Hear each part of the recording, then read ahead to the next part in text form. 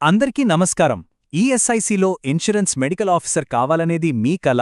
అయితే ఆ అధికారిక నోటిఫికేషన్లోని ప్రతి విషయాన్ని ఇప్పుడు పూసగుచ్చినట్టు చాలా సులభంగా అర్థం చేసుకుందాం. సో ఈరోజు మనం ఏ విషయాలు చూడబోతున్నామంటే, ముందుగా ఈ అవకాశం ఏంటి, దానికి ఉండాల్సిన అర్హతలు, సెలక్షన్ ప్రాసెస్ ఎలా ఉంటుంది, ఎలా అప్లై చేయాలి, ఏమేం డాక్యుమెంట్లు కావాలి, ఇంకా చివరిగా డెడ్లైన్స్ ఏంటి, ఇలా అన్ని విషయాలు క్లియర్గా తెలుసుకుందాం. సరే, ముందుగా చూస్తే ఈ రిక్రూట్మెంట్ ఎవరు చేస్తున్నారంటే ఎంప్లాయీస్ స్టేట్ ఇన్సూరెన్స్ కార్పొరేషన్, అంటే ఈఎస్ఐసి. ఇది పక్కా గవర్నమెంట్ ఆఫ్ ఇండియా సంస్థ అన్నమాట. మొత్తం ఖాళీలు 225. ఇది చాలా పెద్ద రిక్రూట్మెంట్ డ్రైవ్ అనే చెప్పాలి. అంటే అర్హత ఉన్నవాళ్లకి ఇదొక గోల్డెన్ ఆపర్చునిటీ. ఓకే, ఫస్ట్ సెక్షన్లోకి వెళ్దాం. అసలు ఈ ఉద్యోగం ఏంటి, ఈ ఐఎంఓ గ్రేడ్ 2 రోల్ అంటే ఏంటో వివరంగా చూద్దాం. ఇన్సూరెన్స్ మెడికల్ ఆఫీసర్, దీన్ని మనం ఐఎంఓ గ్రేడ్ 2 అంటున్నాం. ఇది ఈఎస్ఐసి హాస్పిటల్స్లో ఒక గవర్నమెంట్ మెడికల్ ఆఫీసర్ పోస్ట్. ఇక్కడ అసలు విషయం ఏంటంటే, ఈ పోస్ట్లని UPSC combined medical services examination అంటే సిఎంఎస్సి 2024 ద్వారా భర్తీ చేస్తున్నారు. ఇది చాలా చాలా ఇంపార్టెంట్ పాయింట్. ఇక జీతం విషయానికొస్తే వావ్, లెవెల్ 10 పే స్కేల్ అంటే మాటలు కాదు. రూ. 56,100 నుంచి మొదలై రూ. 1,77,500 వరకు ఉంటుంది. అంతేకాదు, దీనికి అదనంగా నాన్ ప్రాక్టీసింగ్ ఎలివెన్స్, ఇంకా డిఏ, హెచ్ఆర్ఏ లాంటి గవర్నమెంట్ బెనిఫిట్స్ అన్నీ ఉంటాయి. ఇక్కడ చూడండి, మొత్తం 225 వేకెన్సీలను కేటగిరీల వారీగా ఎలా విడగొట్టారో.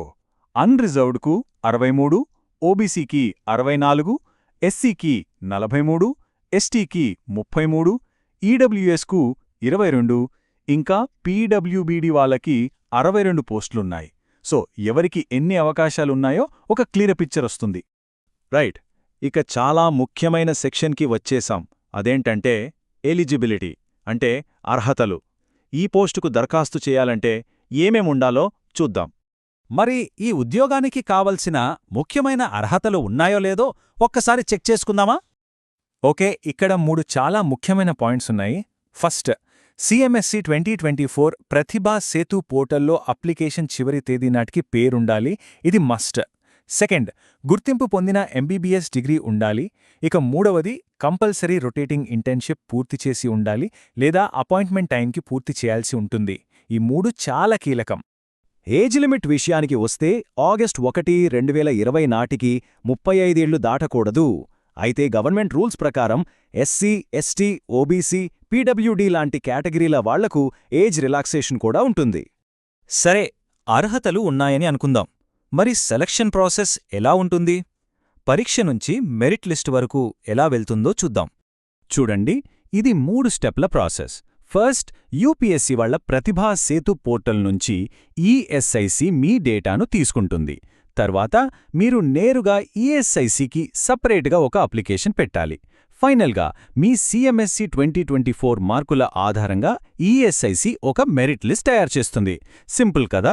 ఇక్కడొక చాలా చాలా ముఖ్యమైన విషయం ఉంది, అస్సలు మర్చిపోవద్దు.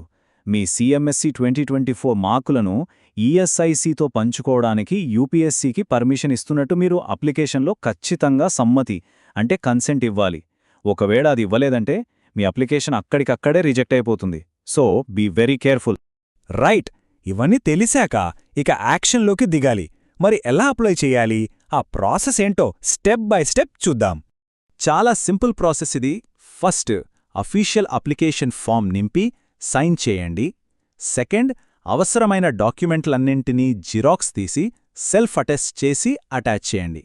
ఇక థర్డ్ స్టెప్, ఈ కంప్లీట్ అప్లికేషన్ను ఒక కవర్లో పెట్టి దానిమీద అడ్రస్ రాసి స్పీడ్ పోస్ట్ ద్వారా పంపాలి. ఇక్కడ చూడండి, నోటిఫికేషన్లోనే చాలా క్లియర్గా చెప్పారు, ఈమెయిల్ ద్వారా పంపిన దరఖాస్తులు అంగీకరించబడవు. అంటే ఇది పక్కాగా ఫిజికల్ అప్లికేషన్ మాత్రమే, పోస్ట్ ద్వారానే పంపాలి, అంతే. చిరునామా విషయంలో ఎలాంటి కన్ఫ్యూషన్ వద్దు.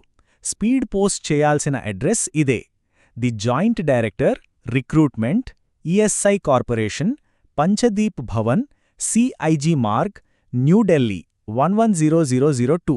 కావాలంటే ఒక స్క్రీన్ షాట్ తీసుకోండి. ఓకే, అప్లికేషన్ పంపే ముందు మన దగ్గర ఉండాల్సిన డాక్యుమెంట్లేంటో ఒకసారి చెక్లిస్ట్ లాగా చూసేద్దాం. దీన్నే మీ అప్లికేషన్ టూల్కిట్ అనుకోవచ్చు. చూడండి, రీసెంట్ పాస్పోర్ట్ సైజ్ ఫోటో. దీన్ని ఫామ్కే అతికించాలి, పెన్ చేయొద్దు. డేట్ ఆఫ్ బర్త్ ప్రూఫ్ కోసం 10th సర్టిఫికేట్, ఎంబీబీఎస్ డిగ్రీ, అన్ని మార్క్షీట్లు, ఇంటర్న్షిప్ కంప్లీషన్ సర్టిఫికేట్, ఒకవేళ వర్తిస్తే క్యాస్ట్, ఈడబ్ల్యూఎస్ లేదా పీడబ్ల్యూబీ సర్టిఫికేట్లు. ఓబీసీ వాళ్లైతే నాన్ క్రీమీ లేయర్ డిక్లరేషన్ ఇవ్వాలి. ఏజ్ రిలాక్సేషన్ క్లెయిమ్ చేస్తుంటే దానికి సంబంధించిన డాక్యుమెంట్స్ కూడా పెట్టాలి. అన్నీ ఉన్నాయో లేదో డబుల్ చెక్ చేసుకోండి. రైట్, మనం ఆల్మోస్ట్ చివరకొచ్చేశాం. ఇప్పుడు కొన్ని ఫైనల్ రిమైండర్స్, ముఖ్యంగా డెడ్లైన్స్ గురించి మాట్లాడుకుందాం. ఈ అవకాశాన్ని మిస్ చేసుకోవద్దు కదా. ఈ తేదీలు చాలా ముఖ్యం. ఏజ్ లిమిట్ 35 ఏళ్లు కణించడానికి కట్ ఆఫ్ డేట్ ఆగస్టు 1, 2024.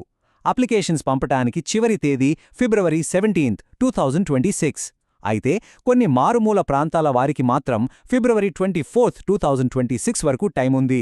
మళ్ళీ ఒకసారి స్పష్టంగా చెప్తున్నాను, చాలామందికి చివరి తేదీ ఫిబ్రవరి 17, 2026. కానీ నోటిఫికేషన్లో చెప్పిన కొన్ని రిమోట్ ఏరియాలలో ఉన్నవాళ్లకి మాత్రం ఫిబ్రవరి 24, 2026 వరకు గడువుంది. ఈ తేడాను గమనించండి. సో మొత్తం వివరాలు తెలుసుకున్నారు కదా. ఇప్పుడు ఆలోచించాల్సిన సమయం.